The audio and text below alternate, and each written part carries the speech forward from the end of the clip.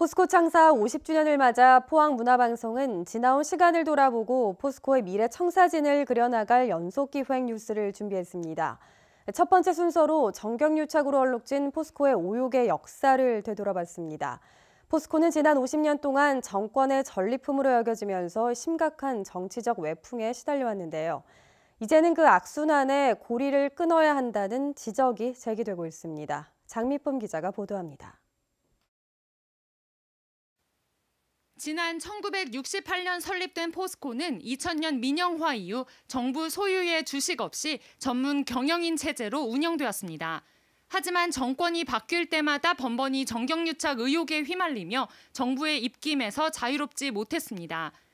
포스코 7대 정준양 회장은 검찰 수사에서 이명박 전 대통령의 형인 이상득 전 의원 측근 업체에 일감 몰아주기로 10억여 원의 부당이득을 얻게 해준 것으로 드러났습니다.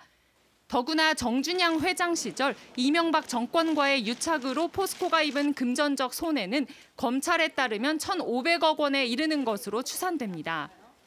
결국 포스코의 영업이익률은 반토막 났고 부채 비율이 늘어나면서 국제 신용 등급도 떨어져 심각한 경영 위기에 놓였습니다.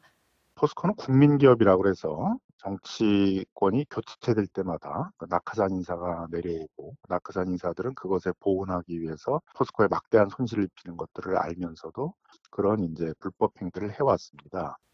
1992년 취임한 황경로 회장 이후 김만재, 유상부, 이구택, 정준양까지 5명이 권력형 비리로 줄줄이 검찰 수사를 받았습니다. 박근혜 정권 때 임명된 권오준 현 회장도 각종 의혹이 끊이지 않고 있는 만큼 포스코의 정치적 독립은 여전히 불투명한 상태입니다. 권 회장은 미르와 K스포츠재단에 거액을 내는 등 각종 유착 혐의로 검찰 조사를 받으면서 선임 과정에 대해서도 의혹이 제기돼 왔습니다. 더구나 포스코 회장 추천위원회의 경우 대부분 친정권 인사로 구성돼 거수기 역할만 하고 있어 근본적으로 개선해야 한다는 지적이 제기되고 있습니다. 법과 제도적인 개선들이 많이 필요한데 특별히 규제 권력들의 분산 문제라든가 기업의 지배구조 개선 문제들이 시급히 시정되어야 될 문제라고 생각합니다.